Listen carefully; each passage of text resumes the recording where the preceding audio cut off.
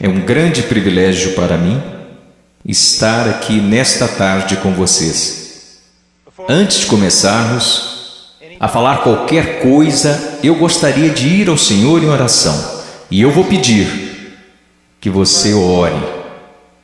Tem tanta coisa acontecendo aqui nesta tarde, tanta coisa que você não entende. Mas eu lhes direi de onde eu estou vindo. Eu pregarei como moribundo, para homens moribundos, e mulheres e jovens. E eu vou pregar como se eu nunca mais fosse pregar novamente. E eu lhes direi coisas que vocês irão entender errado. E eu lhes direi coisas que eles deixarão tão nervosos comigo. E eu lhes direi coisas que vocês negarão. E eu lhes direi coisas e vocês dirão que eu não tenho o direito de lhes dizer o que estou dizendo. Mas antes de você chegar a qualquer conclusão sobre o que está sendo dito aqui nesta tarde, faça a si mesmo uma pergunta. Veja, pregar é uma coisa muito perigosa. É perigoso para mim, pois a Bíblia diz que sobre falsos mestres virá grande condenação. Se o que eu lhes disser hoje não for verdade, eu estou encrencado e por isso tenho que fazê-lo com temor e tremor, porque eu estarei condenado diante de Deus. Mas se o que eu disser para vocês hoje for verdade, então são vocês que têm motivo para temer e tremer. Porque se eu interpretar corretamente esta passagem das Escrituras que eu lhes darei, será como se Deus estivesse falando através de um homem. E seu problema não será comigo, será com Deus e sua palavra. Então a única questão a ser decidida aqui, nesta tarde, é esta: é este homem à nossa frente um falso profeta? Ou será que ele está nos falando a verdade? E se ele estiver nos falando a verdade, então nada mais importa, exceto conformar nossas vidas a esta verdade. Vamos ao Senhor em oração.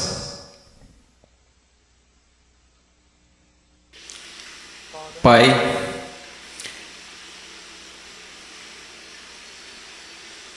Pai, o Senhor tão pequeno,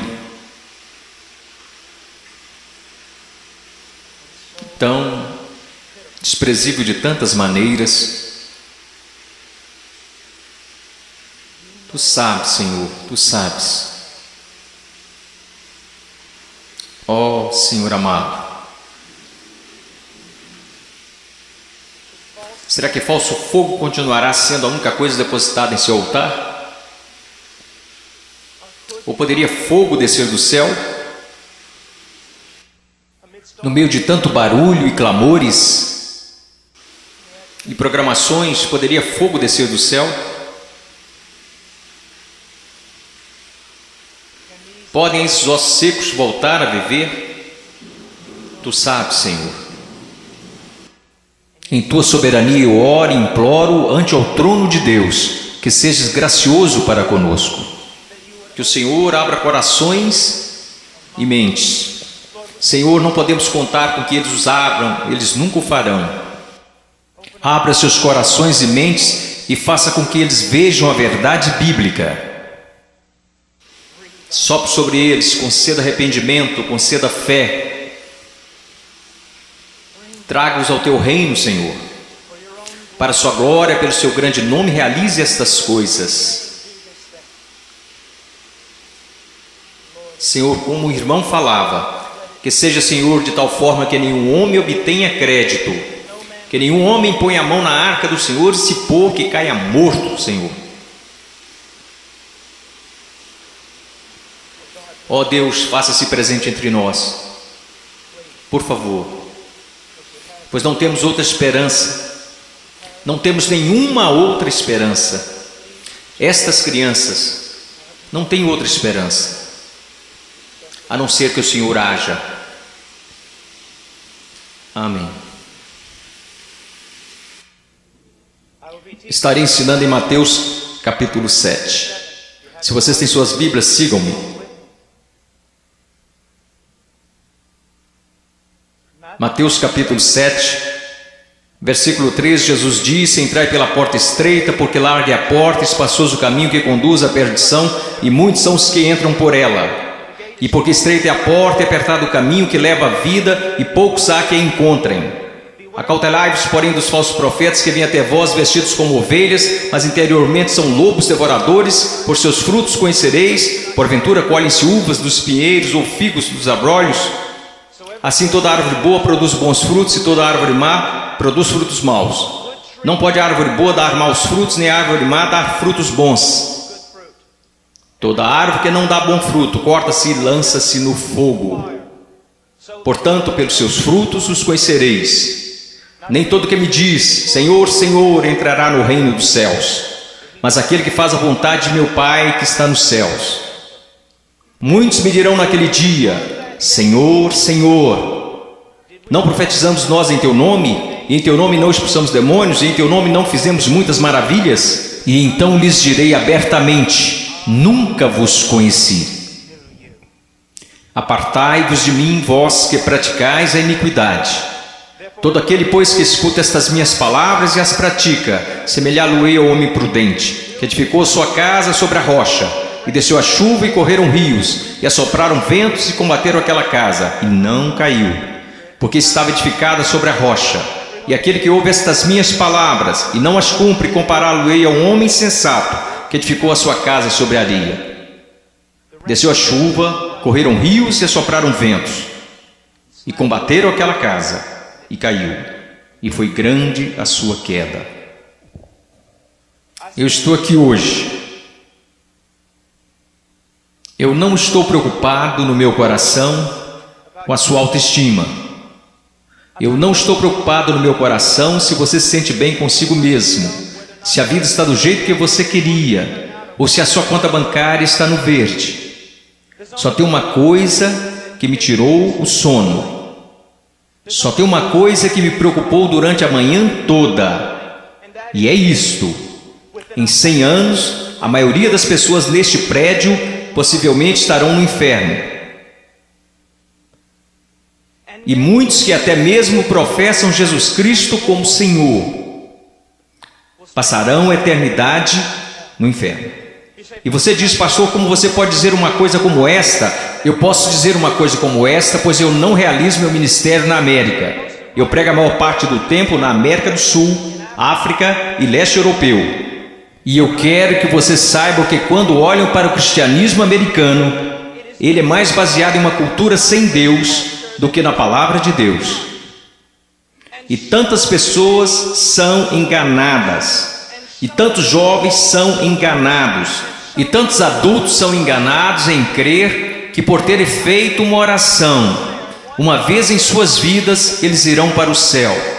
E então, quando eles olham ao redor e veem outros que confessam a Cristo, e veem essas pessoas tão mundanas quanto o mundo, e comparam-se uns com os outros, nada perturba seus corações.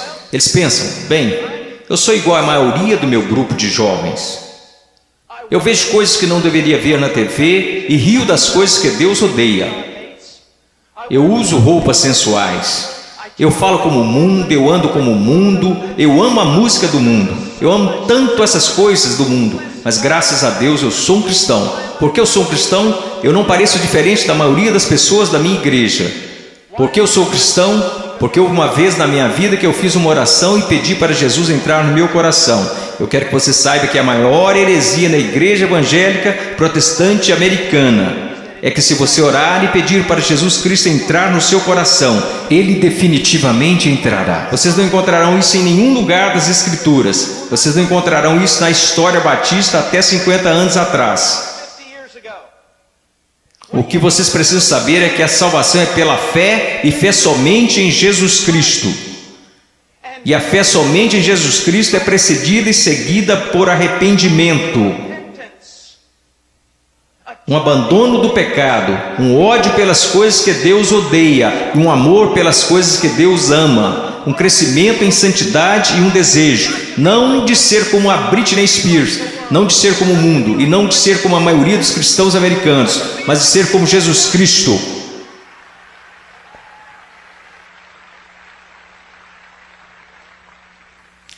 Eu não sei porque vocês estão aplaudindo, eu estou falando de você. Eu não vim aqui para ouvir améns, eu não vim aqui para receber aplausos, eu estou falando de você.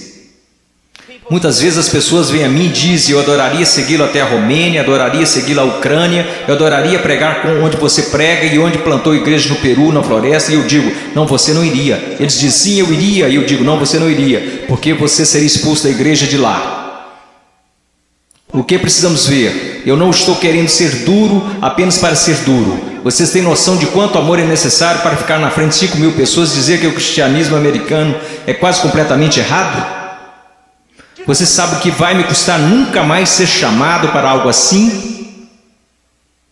Ser impopular? Você sabe por que você faz isso? Você não faz porque você vai ser bem pago. Você não faz isso porque os homens te amam. Você faz isso porque você ama os homens e, acima de tudo, você quer honrar a Deus. Eu quero lhe dizer uma coisa. Nós vamos olhar para as Escrituras e eu quero que você olhe para ela como ela realmente é. Pare de se comparar com outros que dizem que são cristãos, que se comparam com outros que dizem que são cristãos. Compare a si mesmo com as Escrituras. Quando alguém, um jovem, vem a um pastor ou pastor de jovens e diz: eu não tenho certeza se sou salvo. O pastor de jovens geralmente vai lançar um clichê. Alguma vez em sua vida você orou e pediu para Jesus entrar em seu coração? Bom, sim. Você foi sincero? Bem, eu não sei, mas acho que sim. Você precisa dizer para Satanás parar de te incomodar. Você escreveu no verso da sua Bíblia, assim como o evangelista ensinou quando você foi salvo. Você anotou a data para que qualquer dia que você duvidasse apontasse para a Bíblia. Que superstições têm invadido nossa denominação? Você sabe o que a Bíblia fala para os cristãos fazerem? Examine-se a si mesmo. Teste a si mesmo à luz das Escrituras para saber se você está na fé. Teste a si mesmo para saber se você é um cristão. Você consegue ver se o Senhor liberasse todos aqui e mandasse vocês baterem em cada porta dessa cidade? Você sabe o que descobriríamos? 99% das pessoas, pelo menos nessa cidade, acredita que são cristãos. Se você voltar para a sua cidade natal e bater em cada porta de cada casa, porque eu voltei para a minha cidade natal, quando fiz salvo e bati em cada porta, e você sabe o que eu descobri? Todo mundo na minha cidade é um cristão. 85% deles não vão à igreja, e aqueles que vão à igreja não estão preocupados com santidade. Eles não estão preocupados em servir, não estão preocupados em ser separados do mundo, não estão preocupados se o evangelho será pregado entre as nações. Mas graças a Deus eles são salvos. Por que eles são salvos? Porque algum evangelista que deveria ter passado mais tempo estudando sua Bíblia do que pregando disse a eles que eles eram salvos. E ele disse isso para que depois pudesse gabar de quantas pessoas se converteram no seu próximo avivamento. Eu amo vocês. E existem homens aqui que amam vocês. E eu quero ir às Escrituras agora que eu choquei para a vida. Eu quero que vocês me ouçam. Ouça a palavra de Deus e comece a se perguntar algumas perguntas. Antes de tudo, entrai pela porta estreita, porque larga é a porta, espaçoso o caminho que conduz à perdição, e muitos são os que entram por ela. Existe uma porta estreita.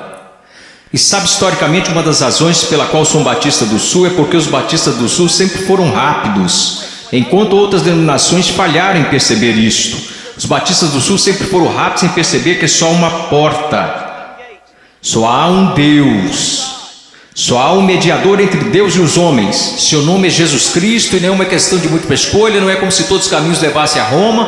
Como denominação, nós sempre ensinamos às pessoas o que Jesus ensinou às pessoas. Eu sou o caminho, a verdade e a vida, e ninguém vê ao Pai senão por mim.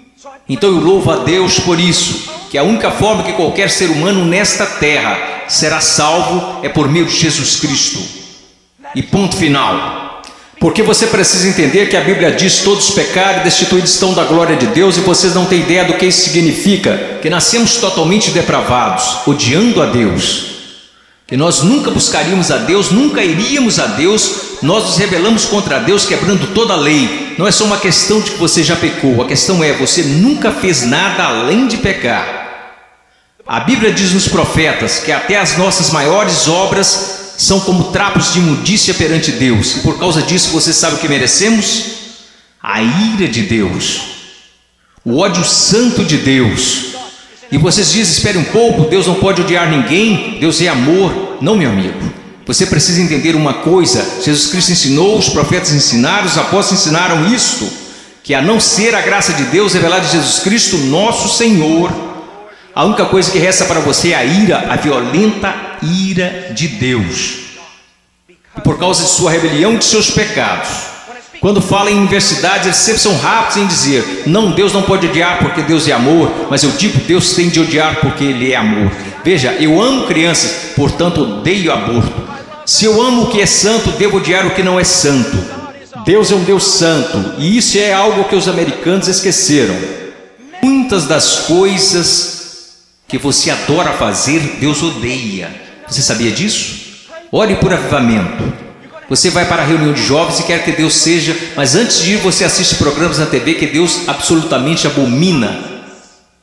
E então você se pergunta por que o Espírito Santo não desceu sobre nós e por que você tem que criar falso fogo e falso entusiasmo. Porque Deus não está presente, Deus é um Deus santo. E a única maneira pela qual eu e você poderíamos nos reconciliar com Deus santo é pela morte do Filho unigênito de Deus, quando ele foi pendurado naquele madeiro. Agora escutem, se você hoje é salvo, você não foi salvo porque os romanos judeus rejeitaram Jesus. Você não foi salvo porque eles colocaram uma coroa de espinhos na sua cabeça, nem foi salvo porque eles perfuraram o tórax de Jesus com uma lança. Você não foi salvo nem mesmo porque eles o pregaram na cruz. Você sabe por que você é salvo? Se você é salvo, porque quando Jesus Cristo estava pendurado naquela cruz, Ele levou os seus pecados, o pecado do povo de Deus, e toda a violenta ira de Deus que deveria ter caído sobre você, caiu sobre seu único filho. Alguém tinha que pagar o preço, alguém tinha que morrer. Foi Deus, o Pai, quem esmagou seu único filho, de acordo com Isaías 53, ao Senhor agradou moê-lo. As pessoas dizem: a cruz é um sinal de quanto o homem é valioso. Isso não é verdade. A cruz é um sinal de quão depravado nós realmente somos, que levou à morte o Filho único de Deus. A única coisa que poderia salvar pessoas como nós foi a morte do único Filho de Deus, sob a ira de seu próprio Pai, pagando o preço, levantando dos mortos, poderoso para salvar. Este é o Evangelho de Jesus. Agora, o que você é chamado para fazer? Você diz: entrar pela porta estreita. Como você faz isso? Jesus disse: o tempo é chegado, o reino de Deus se aproxima. O que você deve fazer? Em Marcos ele nos diz: arrependa-se e creia no Evangelho. Você diz: irmão Paul, eu fui salvo orando e pedindo para Jesus entrar no meu coração. Eu tenho certeza que você o fez, mas você não foi salvo por uma fórmula mágica ou por causa de algumas palavras. Você foi salvo porque se arrependeu de seus pecados e acreditou. E não foi uma coisa isolada, você continua fazendo até hoje, porque Jesus, numa tradução mais correta deste verso, falou: o reino de Deus se aproxima, o tempo é chegado. Agora passem o resto de suas vidas se arrependendo de seus pecados e crendo em mim. Conversão não é como uma vacina.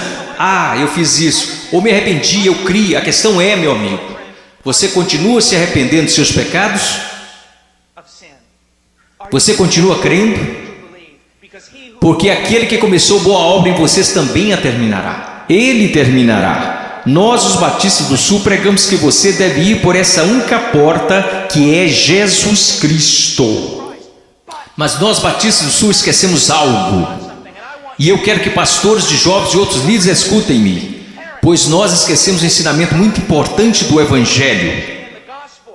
Diz que não só a porta é estreita, mas o caminho também é estreito.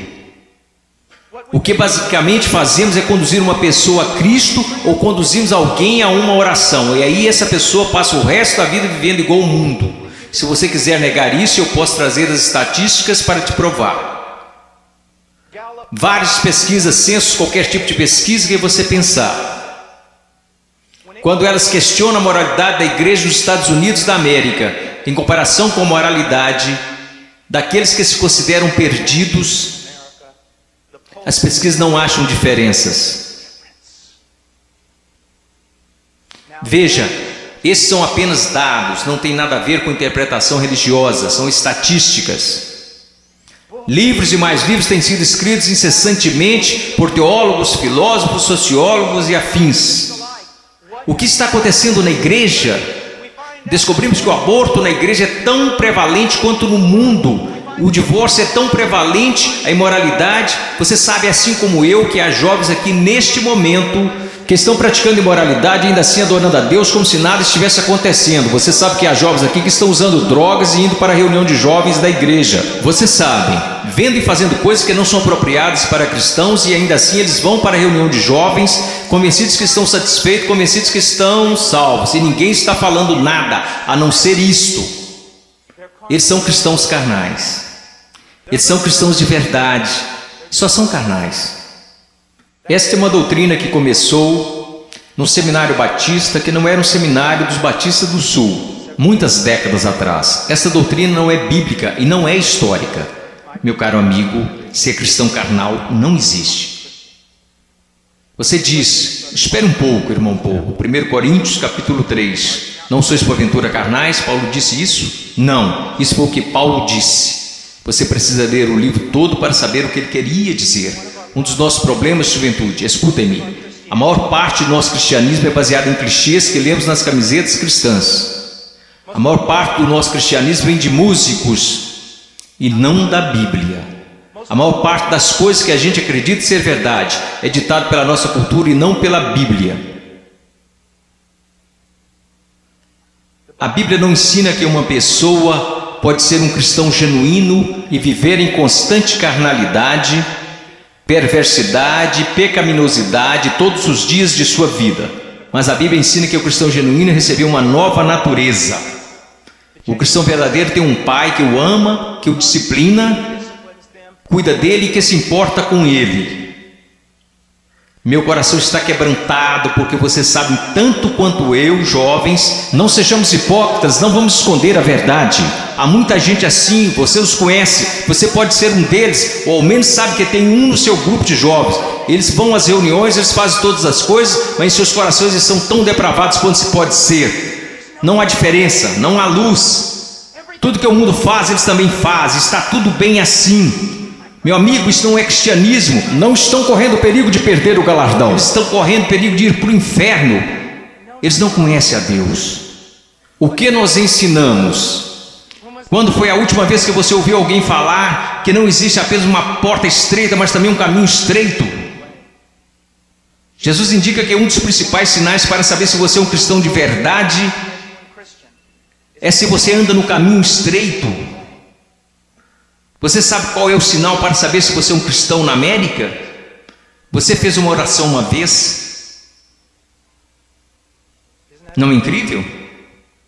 O que você se pergunta quando duvida da sua salvação? Se você fez uma oração de salvação uma vez, o que as Escrituras ensinam? Examinai-vos e provai a vós mesmos para saber se realmente estáis na fé, porque um cristão será diferente.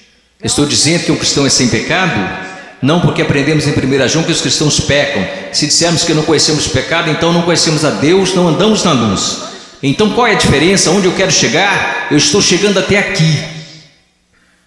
Se você é genuinamente um cristão nascido de novo, um filho de Deus, você andará pelo caminho da justiça, como estilo de vida. E se você se desviar desse caminho de retidão, o Pai virá até você. Ele irá discipliná-lo, ele o colocará de volta naquele caminho. Se você professa que entrou pela porta estreita, mas continua andando pelo caminho largo, assim como todos da sua escola, assim como todos que são carnais e depravados, a Bíblia quer que você saiba que você deveria ficar terrivelmente amedrontado, porque você não conhece a Deus. Eu temo homens que passam a maior parte de suas vidas dizendo às outras pessoas que elas são salvas. Eu tenho medo de você se você já fez isso. Você não diz às pessoas que elas são salvas, você as diz como serem salvas. Deus as diz se elas são salvas. O que nós esquecemos de acreditar é que a salvação é uma obra sobrenatural de Deus. E aqueles que estão sendo genuinamente convertidos e regenerados pelo poder do Espírito Santo serão novas criaturas. A Bíblia diz, pelo que se alguém está em Cristo, nova criatura é. Então nós encontramos aqui nas Escrituras que há uma porta estreita e um caminho estreito. Estamos indo para o versículo 15. Acautelai-vos, porém, dos falsos profetas que vêm até vós vestidos como ovelhas, mas interiormente são lobos devoradores. Por seus frutos os conhecereis. Uma das coisas que você precisa entender é isto, uma coisa que um homem sábio me disse há muito tempo: Paul, seu melhor amigo é aquele que te diz as maiores verdades. Nos Estados Unidos da América, nós nos tornamos tão cheios de não me toques que ninguém pode nos repreender. Ninguém pode nos dizer que estamos errados. E ministros e líderes também têm acreditado nessa mentira. Nós não queremos ofender, nós queremos ser amigáveis.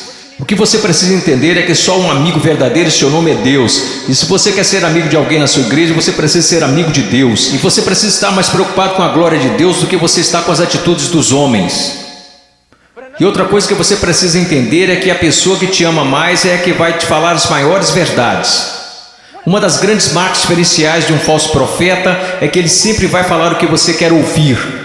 Ele nunca vai estragar a festa. Ele vai fazer você continuar batendo palmas, pulando, vai fazer você ficar atordoado, ele vai te manter entretido, ele te apresentará um cristianismo que fará a sua igreja parecer um parque de versões de Jesus.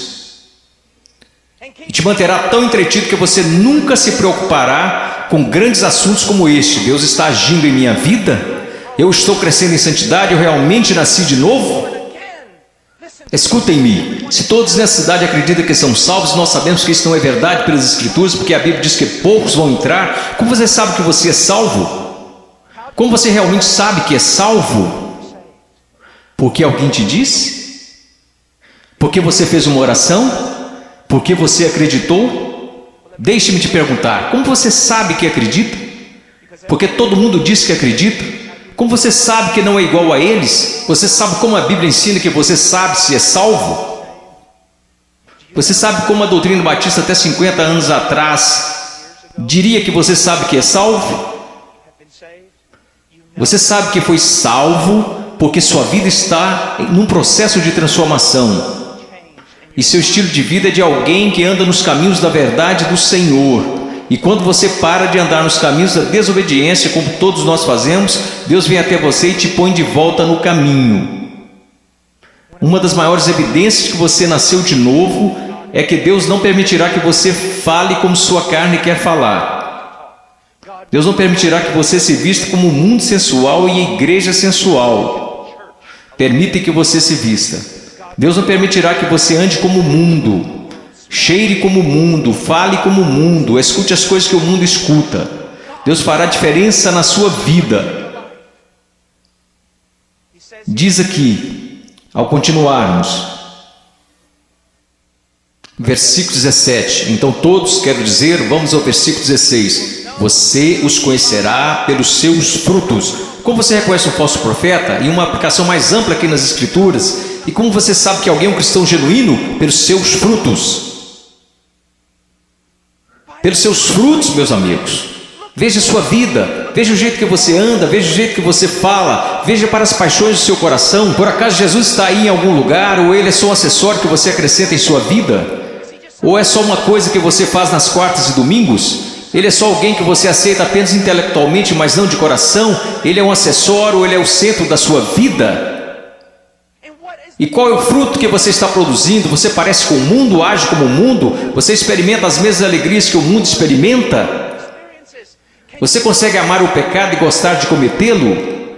Você consegue amar a rebeldia e gostar de ser rebelde? Então você não conhece a Deus. Você os conhecerá pelos seus frutos. Deus tem o poder para mudá-los. Imaginemos por um momento Jesus ensinando esta passagem. E você está lá ouvindo. E ele olha para você e diz: espinhos, espinhos. Você acha espinhos em figueiras? E você diz: é claro que não, Jesus. Você não é um agricultor, você não é um fazendeiro, você é um carpinteiro, mas todo mundo sabe, Jesus, você não encontra espinhos numa figueira. Então deixe-me fazer outra pergunta. Você encontra figos bons, frutos em espinheiros?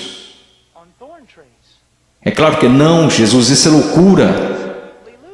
Quer dizer, você nunca vai achar espinhos numa figueira e também nunca encontrará figos num espinheiro. Jesus, se me disserem que isso é possível, pode tomar nota. Ou essa pessoa é louca ou é mentirosa. Então Jesus lhe responde: muito bem.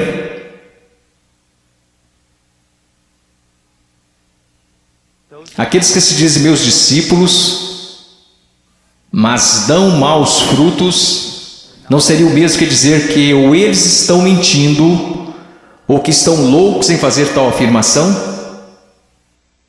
Deixe-me levar essa ideia mais à frente. Vamos imaginar que eu apareça atrasado e entro correndo aqui na plataforma e todos os outros líderes estão zangados comigo e dizem: irmão Paul, você não considerou que lhe foi dada a oportunidade de falar aqui e você aparece atrasado? E eu digo: irmãos, vocês têm de me perdoar, porque eu estava a caminho na rodovia e meu pneu furou. E eu estava trocando o pneu e enquanto isso a porca da roda saiu. E eu não estava prestando atenção, então eu corri para pegar a porca da roda. Assim que eu a peguei no meio da rodovia, eu levantei, tinha um caminhão de carga de 30 toneladas vindo a uns 200 km por hora, uns 10 metros à minha frente. E aí ele me atropelou e é por isso que eu estou atrasado. Só existiriam duas explicações lógicas. Eu sei, ninguém mais estuda lógica. Mas só existiriam duas conclusões lógicas. Eu sou um mentiroso. Eu sou um maluco. Você diria: irmão Paul, é absolutamente absurdo, é impossível ter um encontro com algo tão grande como um caminhão de carga e não mudar de estado.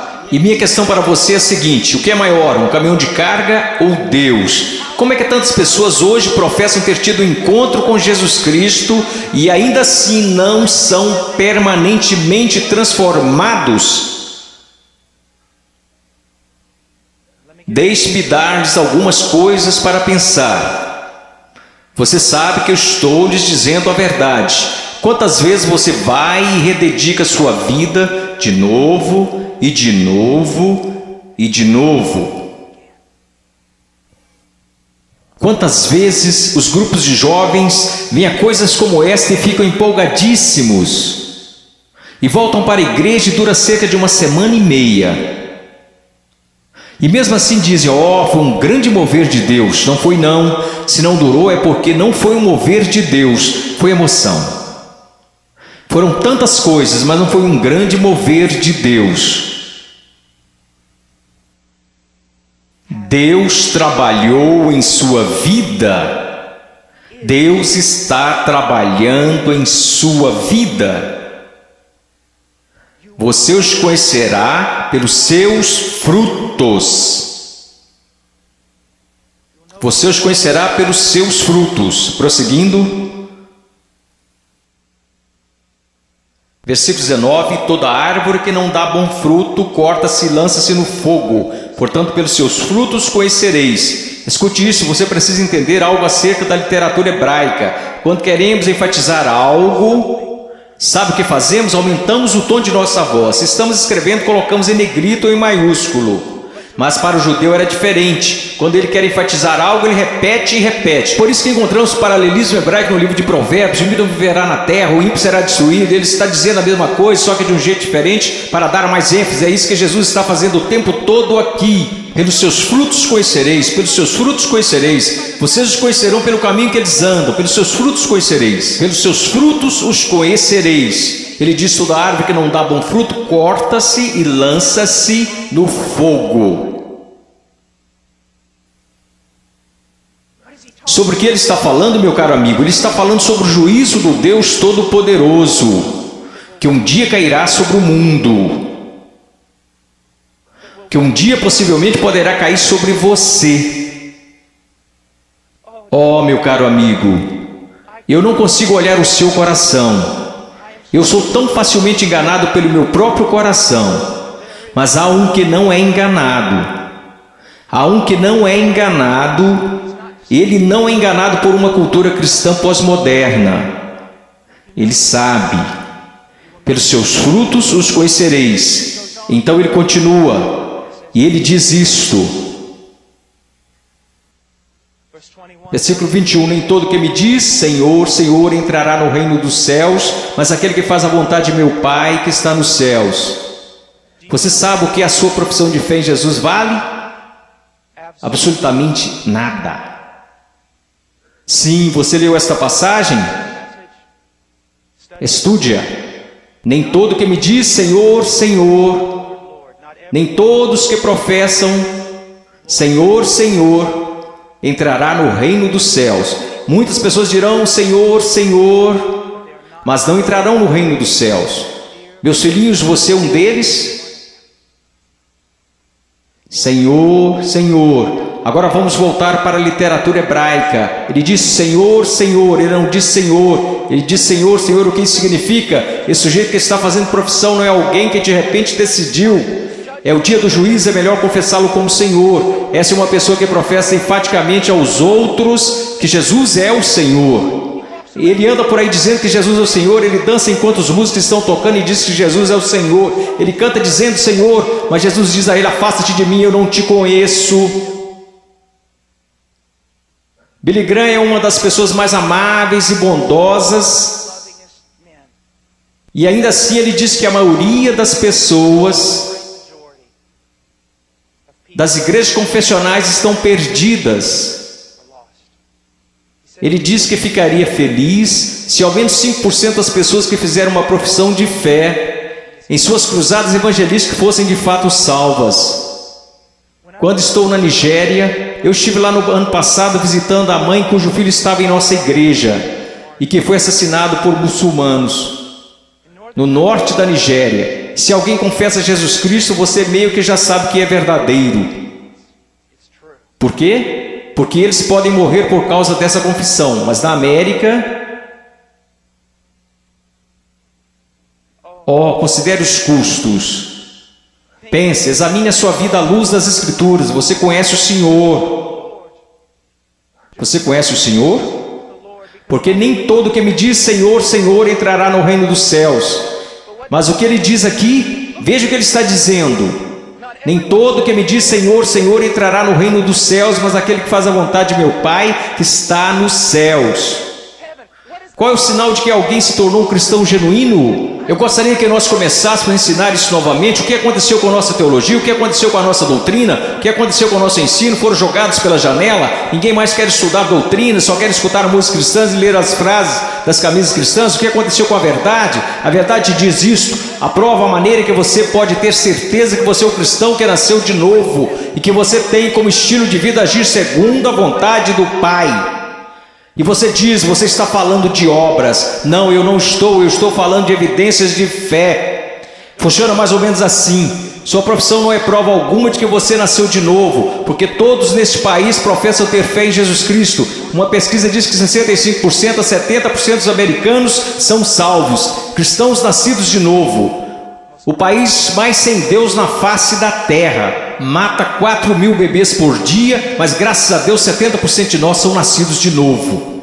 Como você sabe que esta fé que você tem não é falsa? Um estilo de vida que está preocupado em fazer a vontade do Pai, que faz a vontade do Pai, e quando você desobedece a vontade do Pai, o Espírito Santo vem e te repreende pessoalmente através da palavra de Deus, ou através de um irmão ou uma irmã em Cristo, e Deus te põe no caminho novamente. Se você é um cristão genuíno, você não pode escapar dele. Deixa eu me dar um exemplo. Se eu fosse seu pastor, e você tivesse, digamos, 14 anos de idade, e eu estivesse voltando de uma pregação a 1 da manhã e te visse em um parque ou em uma esquina qualquer, com um bando de delinquentes, fazendo coisas que você não deveria estar fazendo, se você fosse membro de nossa igreja, eu diria, entre no carro e eu vou te levar para casa. Eu não ficaria bravo com você, eu ficaria bravo com seu pai, eu diria a ele, Senhor, você é um pai negligente e irresponsável, deixar seu filho fora de casa em tais circunstâncias. Eu quero que vocês entendam uma coisa, Deus não é um pai responsável ou negligente. Se você pode brincar com o pecado, se você pode amar o mundo, amar as coisas do mundo, sempre estar envolvido com o mundo, fazendo as coisas do mundo, e se seus heróis são pessoas do mundo, se você quer parecer com eles, agir como eles, se você faz as mesmas coisas que eles fazem, meu caro amigo, ouça minha voz. Há uma grande possibilidade de você não conhecer a Deus e de não pertencer a Ele. Agora finalizando. Versículo 22. Muitos me dirão naquele dia: Senhor, Senhor, não profetizamos nós em teu nome não expulsamos demônios, em teu nome não fizemos muitas maravilhas? Então lhes direi abertamente: nunca vos conheci. Você diz a coisa mais importante na face da terra é conhecer a Jesus Cristo. Isto não é verdade. A coisa mais importante na face da terra é que Jesus Cristo te conheça.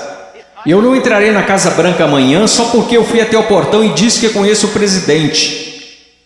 Mas eles me deixarão entrar se o presidente falar: eu conheço Paul Washer. Você pode professar conhecer a Jesus, mas a minha pergunta para você é: você conhece a Jesus? Jesus te conhece? E veja como ele descreve o homem perdido aqui. Ele diz: apartai-vos de mim, vós que praticais a iniquidade. Em grego, anomia. Uma partícula negativa: a, não, sem. A palavra nomos, lei, não lei, sem lei. E é isso que significa. Deixe-me dar-lhe uma tradução mais precisa. Apartai-vos de mim, ouçam-me. Se eu pudesse sair daqui e te abraçar falando isso, eu faria. Ouçam-me. Ele diz: apartai-vos de mim, vocês que dizem ser meus discípulos, que me confessam como Senhor, porém vivem como se eu nunca tivesse lhes dado uma lei para obedecerem. Eu acabo de descrever a grande maioria dos cristãos da América. Se alguém começa a falar de lei, se alguém começa a falar de princípios bíblicos, sobre o que devemos fazer e o que não devemos fazer, como devemos viver e como não devemos viver, todos começam a exclamar: legalista, legalista. Mas Jesus disse: apartai-vos de mim, vocês que viveram, me chamaram de Senhor, contudo viveram como se eu nunca tivesse lhes dado uma lei para seguirem. Na cristandade americana disse: passe pela porta, louve a Deus, viva como o resto do mundo, tudo bem, você só é um cristão carnal e talvez volte um dia. Você sabe o que acontece por causa do nosso péssimo evangelismo? Nós temos milhões de crianças salvas nas EBF, e quando fazem 15 anos eles entram no mundo, e a maioria deles vive como demônios.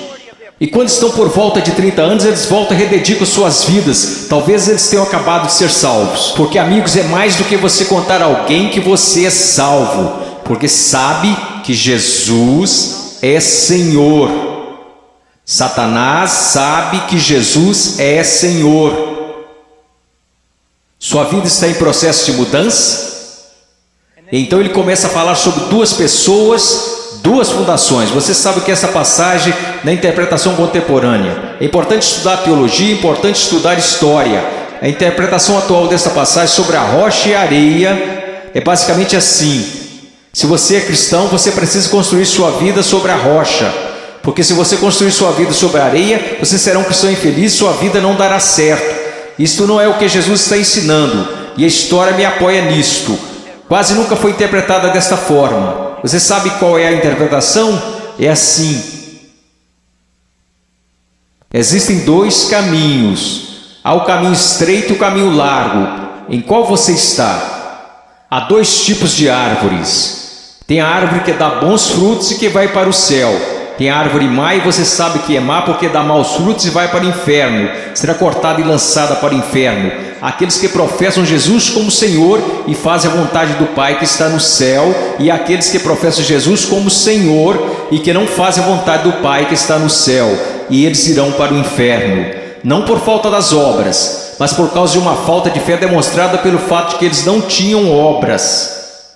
E ele continua: não são dois cristãos construindo suas casas em duas fundações diferentes. Esses novamente são um homem salvo e um homem perdido. O homem perdido ouve a palavra de Deus ser pregada, mas não prepara a fundação. Você não consegue ver na vida dele como a palavra de Deus está formando e construindo e sustentando sua vida. Sua vida não está. Quantas pessoas da Convenção dos Batistas do Sul, apesar dos nossos números, apesar de tudo que dizemos, se nós simplesmente comparássemos as pessoas a esta passagem e dissesse: você está construindo seu casamento de acordo com a palavra de Deus, você está educando seus filhos de acordo com a palavra de Deus, você está administrando suas finanças de acordo com a palavra de Deus, você tem vivido separando-se das coisas deste mundo de acordo com a palavra de Deus, quantos estariam aptos a responder positivamente? Não, nada disso. Eu professo Jesus, Ele é meu Salvador. Meu professor de escola dominical me falou: Eu sei, assim como Leonard Ravenhill, um conhecido meu, que antes de falecer costumava dizer: eu preguei uma só vez em várias igrejas batistas. Eu prego em muitos lugares como esse somente uma vez. Eu poderia vir aqui hoje com um vocabulário que impressionaria vocês e pregar para vocês sobre coisas que fariam vocês saírem flutuando deste salão. Eu poderia contar-lhes histórias que fariam vocês rirem, histórias sobre cachorros e vovós que fariam vocês chorarem, mas eu usamos demais para fazer isso. Eu sei porque a palavra de Deus é verdade, que existem pessoas que acreditam ser salvas, mas não são. Não são. Eu sei que há alguns de vocês que olham ao redor e pensam: bem, eu sou salvo, quer dizer, eu pareço com todo mundo do meu grupo de jovem. O que faz você pensar que o seu grupo é salvo? Bem, eu sou como meus pais, ou eu sou como os adultos da minha igreja, ou os diáconos ou pastores, de quem isso importa? Você não será julgado por eles no dia da vinda de Cristo. Minha pergunta para você, querido, minha pergunta para você, meu filhinho, quero dizer, vocês poderiam ser meus filhos.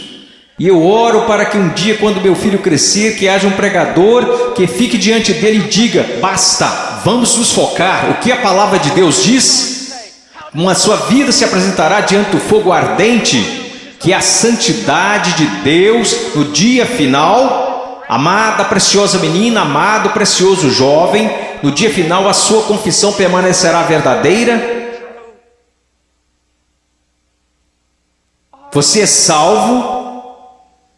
E eu não estou falando de bem, eu acho que sou salvo. Sabe, há um caminho que ao homem parece direito, mas o fim deles são os caminhos da morte. Bem, eu sinto do fundo do meu coração que sou salvo. Então deixa eu fazer outra pergunta: você alguma vez já leu Que Enganou Seu Coração? Quem o conhecerá? Você não deveria ir ao testemunho das Escrituras? Bem, eu sei que eu sou salvo, pois minha mãe, meu pai, meu pastor, todos me disseram que sou salvo. Então eu te digo isto: o que a palavra de Deus te diz? Nós falamos tanto sobre ser cristãos radicais. Cristãos radicais não são pessoas que pulam em shows. Cristãos radicais não são pessoas que usam camisas gospel. Cristãos radicais são aqueles que carregam os frutos do Espírito Santo. Cristãos radicais são aqueles que respeitam e honram seus pais, mesmo quando sentem que seus pais estão errados. Cristãos radicais são aqueles que não... Agora escutem, isso vai deixá-los irados. E eu estou falando com garotos e garotas. Cristãos radicais são aqueles que não se vestem sensualmente para mostrar seus corpos.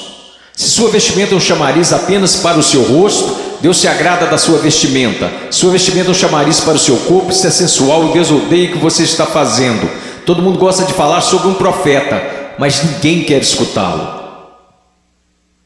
E eu estou falando sobre cristianismo. Eu passei minha vida em selvas, eu passei minha vida congelando nos Andes, eu vi pessoas morrerem. Um garotinho, Andrew Maiman, os muçulmanos atiraram 5 vezes o seu estômago e o deixaram morrer na calçada, simplesmente porque ele exclamava: eu estou com tanto medo, mas eu não posso negar a Jesus Cristo. Por favor, não me matem, mas eu não negarei. E ele morreu numa poça de sangue. E vocês falam sobre ser cristãos radicais porque vocês usam camisas gospel e vão a um congresso? Eu estou falando sobre santidade, eu estou falando sobre ser cheio de Deus. Você sabe o que seria mover de Deus neste local? Se todos vocês caíssem sob convicção de pecado, se eu mesmo caísse sob convicção pelo Espírito Santo e nos prostrássemos e chorássemos, pois assistimos coisas que Deus odeia. Pois usamos coisas que Deus odeia, pois nós agimos como o mundo, parecemos como o mundo, cheiramos como o mundo, fazemos as mesmas coisas que o mundo e não sabemos que fazemos essas coisas porque não conhecemos a palavra de Deus. Porque mesmo que falemos como uma denominação, que a Escritura é a infalível palavra de Deus, só que ganhamos basicamente um monte de ilustrações, histórias e novelinhas. Oh, que Deus brilhe neste lugar. Que viremos nossas costas para o pecado, que renunciemos às coisas que desagradam a Deus, e então que corramos para Ele e alegremos-nos nele e o amemos. Que Deus levante missionários. Eu não desejo a vocês o mesmo que seus pais. Eles querem segurança e boas casas para vocês. Eles querem que vocês tenham carros e respeito. Eu quero para vocês as mesmas coisas que quero para o meu filho, que um dia ele pegue uma bandeira, a bandeira de Jesus Cristo, e coloque-a num monte onde ninguém esteve antes, e que eles clame: Jesus Cristo é Senhor, mesmo que isso custe a sua vida. Se quando ele tiver 18 anos me disser as mesmas coisas que eu disse quando era jovem: eu vou para os montes, eu vou para a selva, e as pessoas disseram: você não pode ir, você está maluco, é uma guerra lá, você vai morrer. Eu vou. Quando aquele rapaz colocar sua mochila nas costas, eu vou orar por ele e dizer: vá, vá, Deus seja contigo, e se você morrer, meu filho, eu te vejo do outro lado e honrarei sua morte. Oh Deus, vamos orar, vamos orar. Oh Deus, eu não me importo com reputação, eu não me importo com o que os homens pensam. Eu quero que o Senhor seja honrado, eu quero que esses jovens sejam salvos. Eu quero que os salvos parem de olhar para um cristianismo cultural, que o Senhor odeia e que cuspirá fora de sua boca, e que eles olhem para a sua palavra e digam: eu seguirei a Jesus. Deus, eu oro pelos ministérios de jovens e pastores, e oro para que o Senhor os encha com espírito de sabedoria, amor e coragem e discernimento, e querido Deus, custe o que custar, eu oro para que o Senhor levante missionários. Ao olhar para esses garotos, eu não posso evitar de pensar no meu filhinho. Oh Deus, que o Senhor salve o Ian, e que eu levante e o mande para a pior parte da batalha.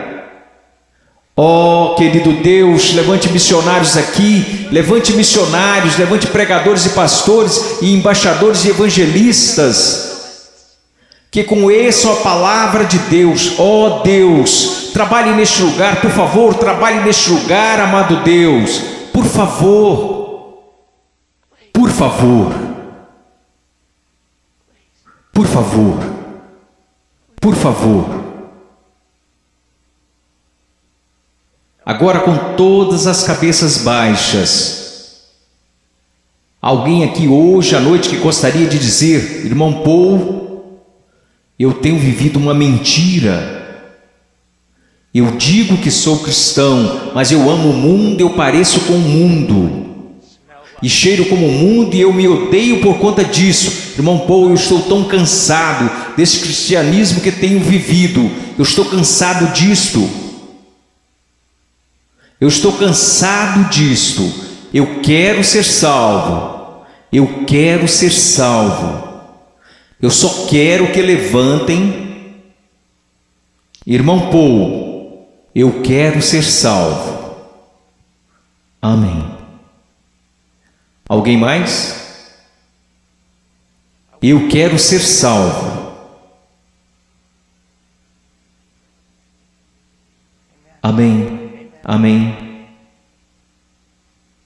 Em momentos teremos um apelo, e vocês que levantaram, eu vou descer aqui e quero que vocês se encontrem comigo. Eu quero falar com vocês agora. Vocês podem se sentar. Obrigado. Agora quero conversar com vocês que professam ser cristãos.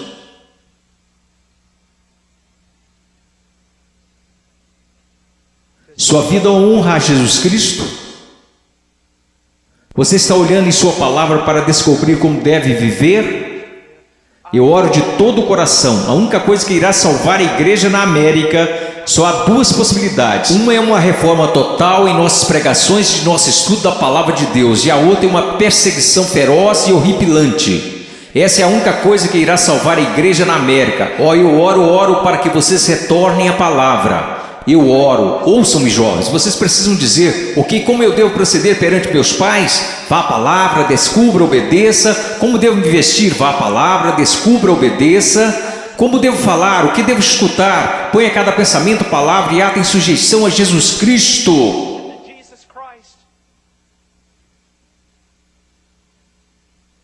Eu não vou pedir para que você levante,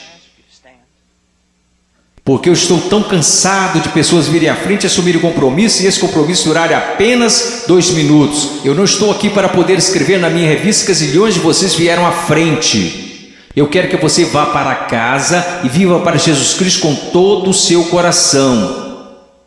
Mas se você precisa de aconselhamento, você dirá: irmão Paul, eu quero viver para Jesus Cristo, mas eu não sei como.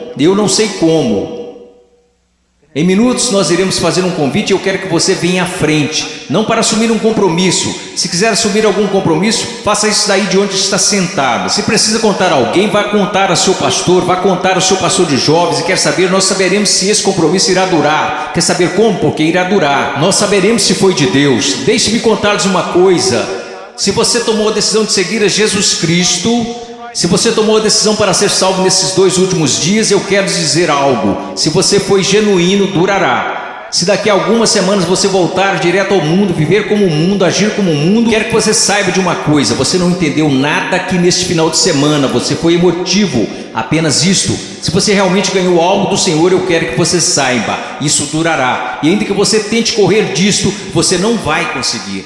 Você não vai conseguir. Oh, eu amo tanto a vocês, eu amo tanto a vocês. Eu peço que todos levantemos. Se você precisa de aconselhamento acerca de uma decisão que fez, mas que não está clara, eu quero que você venha à frente e eu vou descer aqui. Vocês que levantaram, houve muitos de vocês aí que disseram: eu preciso conhecer a Jesus Cristo.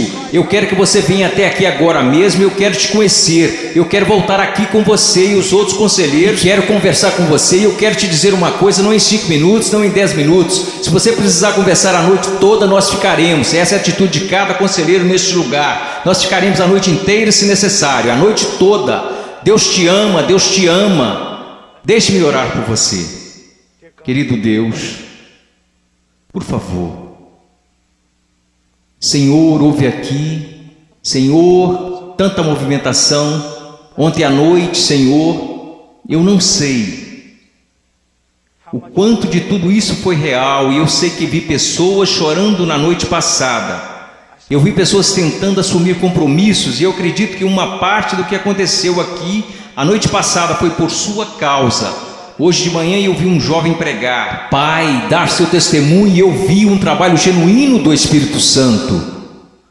Eu não sei quantas dessas decisões foram verdadeiras, mas aconteceram algumas coisas reais aqui. Agora eu oro, Pai. Eu não sei o quanto será real, somente o tempo e a eternidade nos mostrarão. Mas, ó Deus querido, por favor, trabalhe em nome de Jesus. Amém.